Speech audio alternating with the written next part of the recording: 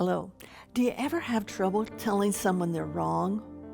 Criticizing biblical figures especially is really difficult, particularly the ones that everyone seems to hold up into high esteem, the heroes, the leaders, like King David. That's always hard. And some people will even justify David, even defending his death of Uriah, just because they think he's a man of God. He can't do anything wrong. Well, David is a man of God, does have a heart for God, a heart like God, but David is human. And like all of us, David was tempted. The issue was he allowed that temptation to turn into sin, to lead him away.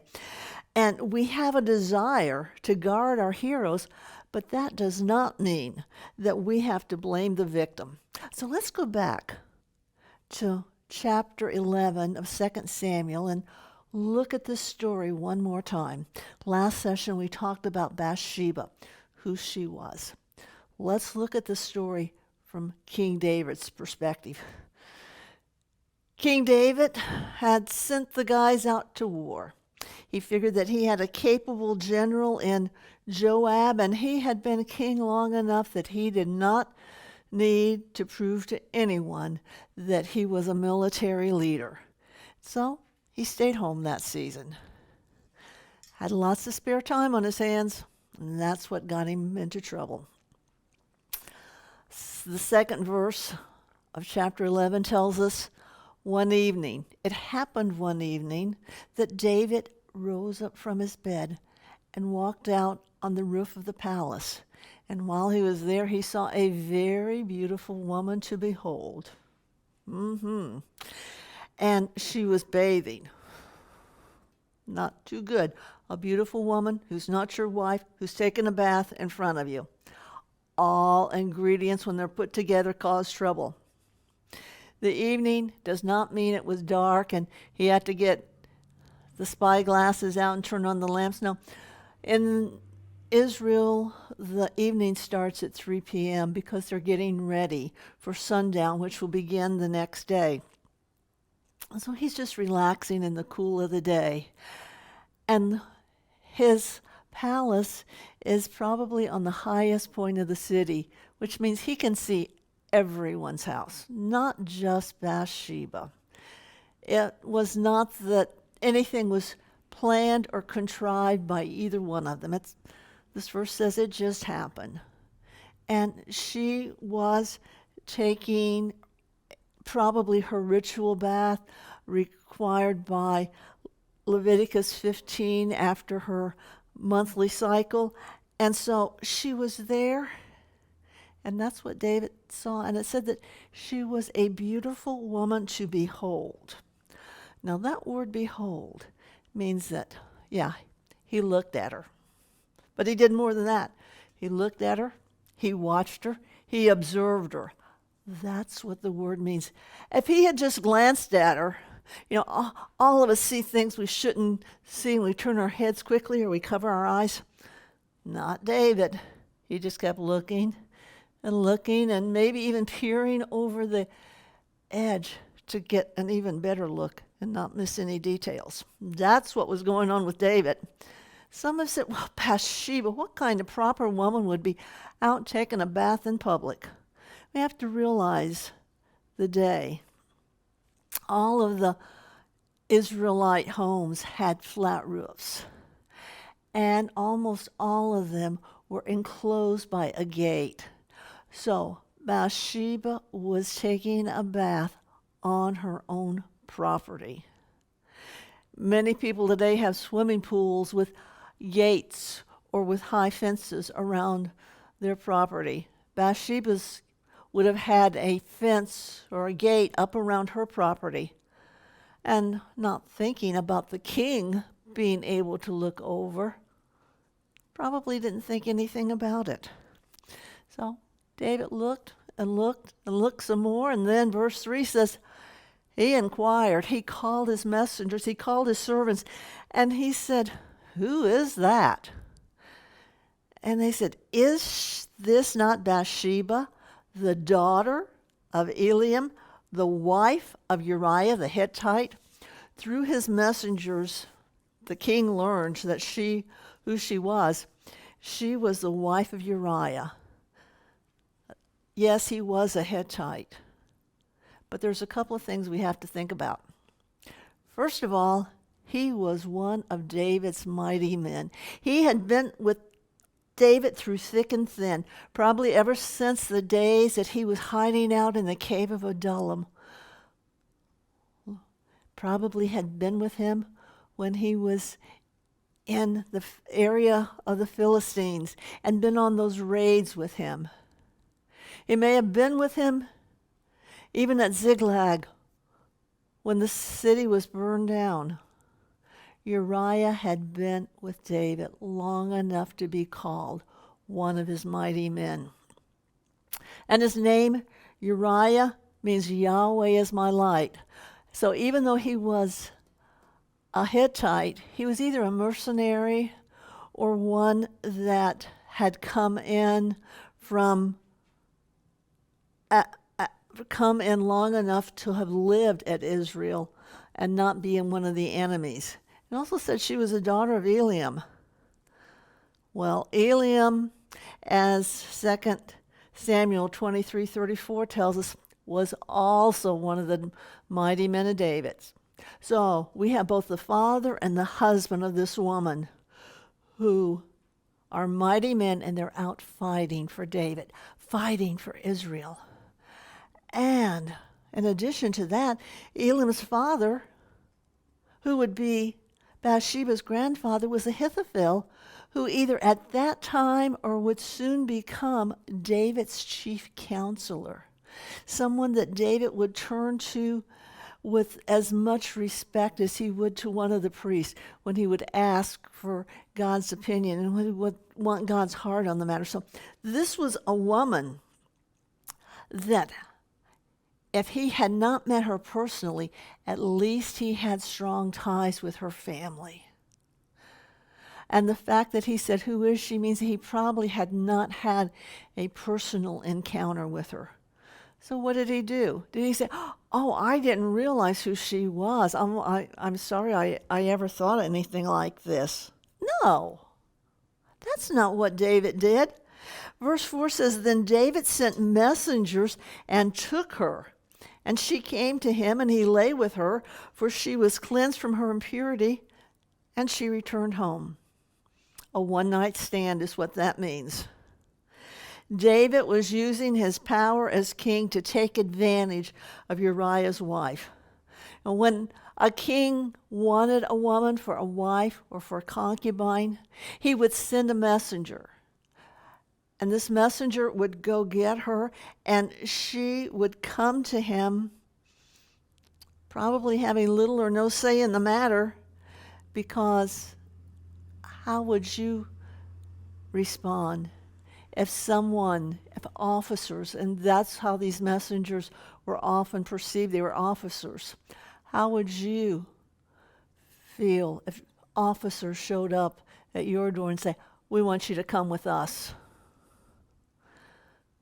Guilty or innocent, not knowing what would happen, most would go just to find out why. And some contend that she was a victim, and others see her as a seductress, since she went when David called her.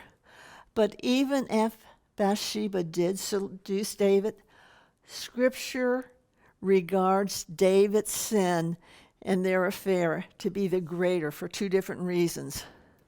First, he found out her identity, and he knew that she was married and that he had sent her husband off to war. He went into this full knowing who she was. Secondly, an affair with her would violate the seventh commandment against adultery. And he was the king of Israel. And as king of Israel, he was responsible to be both the political leader and the religious leader. He had the responsibility to set the example for how the people of Israel were to follow God. He definitely failed in this point. After that one night stand, it wasn't long until Bathsheba sends another message to David. And this time it's to let her know that during their affair, she conceived and she's now pregnant. She turns the problem over to him, the king, which really puts the pressure on him. Now, he might have concealed the affair, which was his desire, but how do you hide a pregnant woman? It was obvious that her husband was off to war, and too many people probably knew by the grapevine that he and Bathsheba had spent a night together. So some immediate steps were necessary if their sin was to be concealed. And the reason for this was to protect his honor and also to save their life. Leviticus 20 and verse 10 makes a commandment that's so very clear. It says that if one is caught in adultery, if a man has an adulterous relationship with a married woman, that the man and the woman both shall die. There's no provision here for David to get out of it. It's clear. Both parties die, even if one of those parties is a king. So what should David do? He needs to confess and repent, because God is faithful to forgive. Uriah knew the king, had known him for years. He may have forgiven him. The people loved David. God loved David. What did David do? Let's do a cover-up here. He just took more steps to cover things up and get in deeper and deeper trouble. And verses 6 through 13 tell us what he did. And it proves that David at this point did not have a desire to marry Bathsheba, but only to cover up the whole thing for the long-term benefit of the three involved. So, what does David do? He just comes up with a plan to call Uriah home. Because, if Uriah has relationships with his wife, maybe, just maybe, he'll believe the child is his. Well, Uriah comes home. And in verses 7 through 11, David talks to him, says, "Hey, how's the war going? You look tired. I know it's been a long battle. Why don't you just take a few days off, go home, relax? Yeah, you haven't seen your wife for a while. You just relax for a day or two." Uriah leaves, but he doesn't go home. He heads for the barracks that's available for all the officers, and he spends the night there. The next day, David calls him back. Uriah, I noticed that you didn't go home like I told you could." The very honorable Uriah says, "King, God forbid that while the armies of Israel and the commander Joab are out in tents on the field, and the ark of the Lord is in danger, that I would go home and be with my wife? That would never happen." He was much more honorable than David. David's design kept on growing. And so then he thought, well, maybe what I'll do is maybe I can get him drunk. And the alcohol will lower his resistance and raise his desire, and that'll take care of the problem. You see, at this time, David had no thought of either marrying Bathsheba or of murdering Uriah. But again, Uriah refused to go home. And his words and his actions stung David's conscience. David neglected his duty. Moreover, he had stolen the wife of one of his best soldiers, while other soldiers were risking their lives for him. He's tried everything he knows. He can't get him to go to his wife. Uriah is extremely faithful to the king and to his comrades, but David is not faithful to either, and he allowed lust to blind him to his sin. Now, David's desperate. Maybe it's because after seeing the honor in Uriah, after seeing the way that he was willing to give up everything for his king and his country, he thought, I cannot bear it if he finds out what I have done to his wife. And so he came up with a solution. Not a good solution, but a solution. He wrote Joab a letter. And in this letter, he gave steps of action that would bring Uriah to his death. And then he called Uriah back and said, Uriah, I've got this letter I need for you to deliver to Joab. He knew that he could trust Uriah with anything.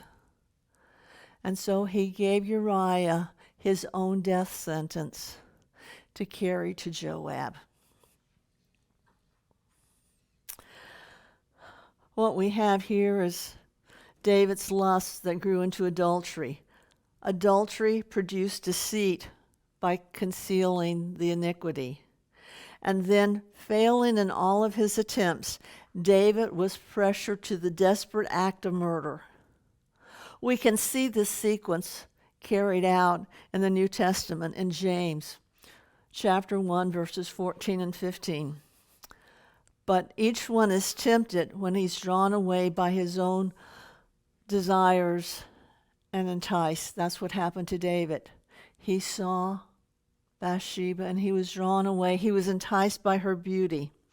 Then, when desire has conceived, it gives birth to sin. And that's where the one-night stand came in. And sin, when it is full grown, brings forth death. I think David didn't die. Bathsheba didn't die.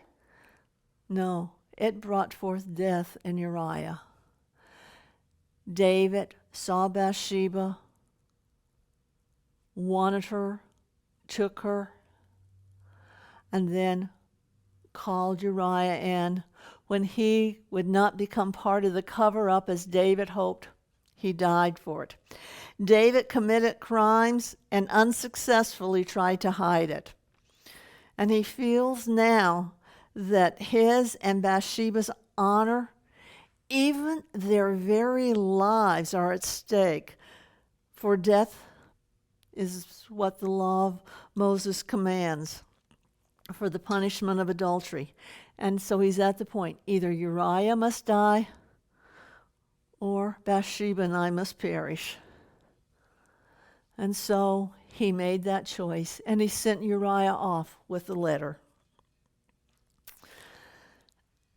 Verses 16 through 25 of chapter 11 tell the sad story of Uriah's death.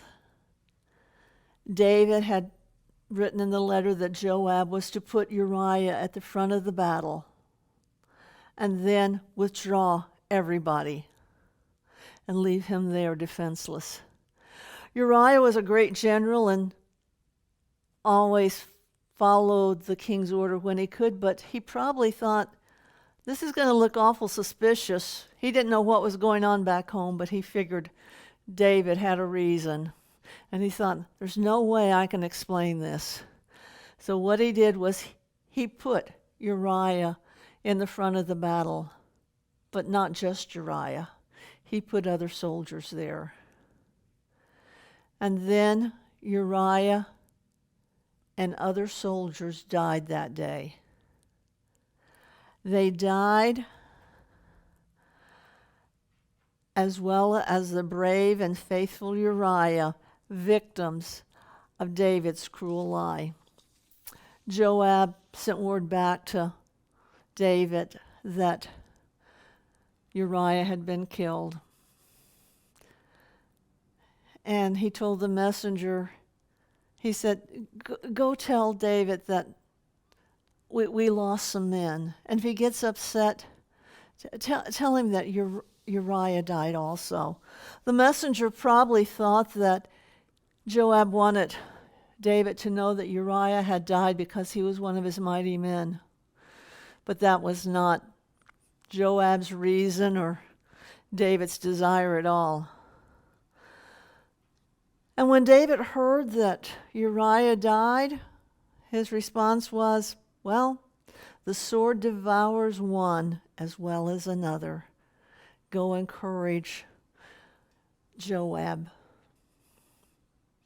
What hypocrisy. He knew that Uriah's death was no accident. It did not happen by chance. And in verse 26 tells us, when the wife of Uriah heard that Uriah, her husband, had died, she mourned for her husband. Bathsheba mourned for Uriah.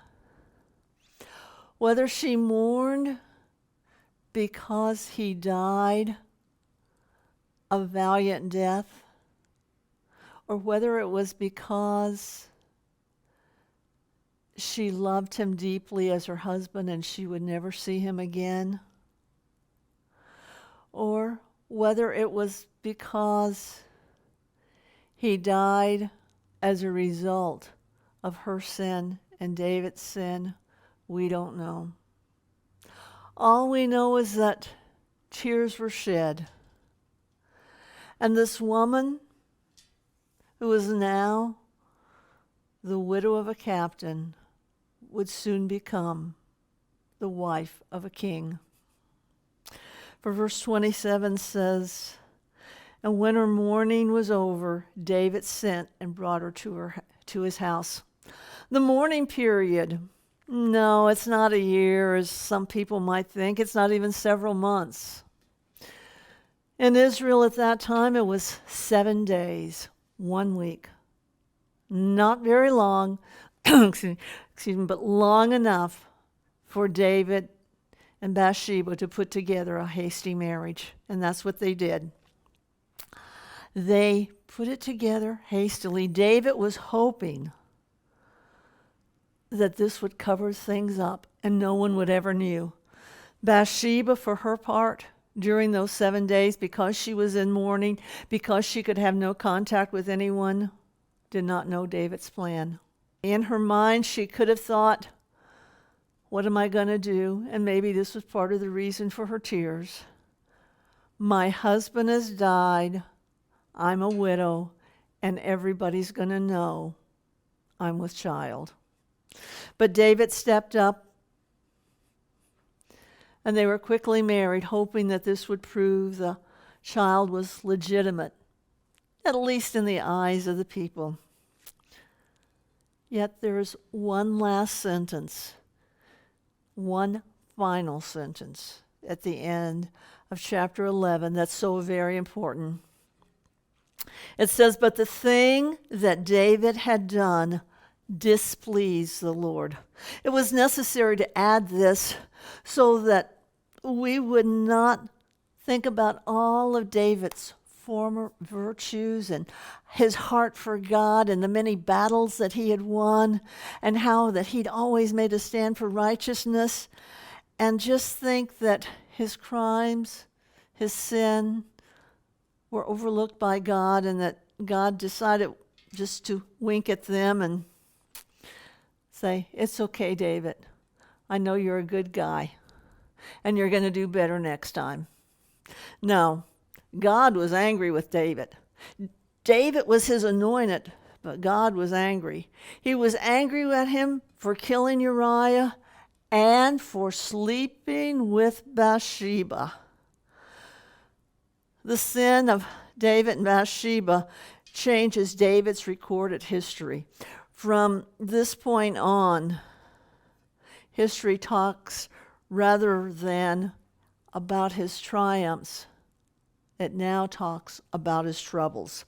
And the remaining Samuel tell of the consequences of sin as his king with both moral and political problems.